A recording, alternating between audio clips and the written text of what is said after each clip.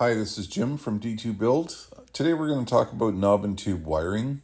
Do you have it in your house? And how do you know? Most people rely on their home inspection report from when they purchase the house to determine if they have knob and tube in their home. The problem with those reports is that the home inspector has limited access. He can only look at the wires going into the electrical panel.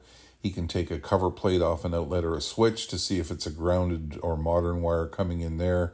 But other than that, he has no idea what's going on behind the walls. So what we're going to show you here is a East York semi that we're renovating. Upstairs bathroom. Everything looks new before you start gutting. Decor switches, outlets, if you check, it's new wire. But if you follow to the second picture, you'll see that that new wire is spliced into knob and tube wiring, not safely. It's not in a junction box. There's no Moret connectors. It's just like a home handyman job. Electrical tape, leave it dangling in the cavity. The next picture you're going to see is the main floor, which indicates to you that all the circuits coming from upstairs are all knob and tube. So even though you may have new fixtures, outlets, etc. upstairs, nothing is up to date or up to code.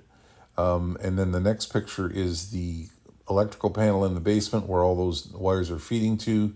And you'll see that all the wire coming into the electrical panel is cloth covered, which means it's all knob and tube.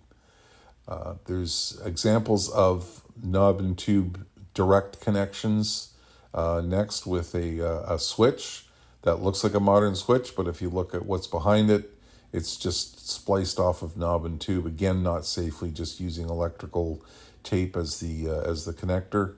And lastly, you'll see a ceiling fixture, which looks good from below, but when you look above in the ceiling, you'll see that the 14-2 wire has been spliced into knob and tube wire, again unsafe, not in a junction box. So you may have little or no knob and tube in your house, but you may have substantially more than you think. Quite often it's a surprise to people when they're renovating.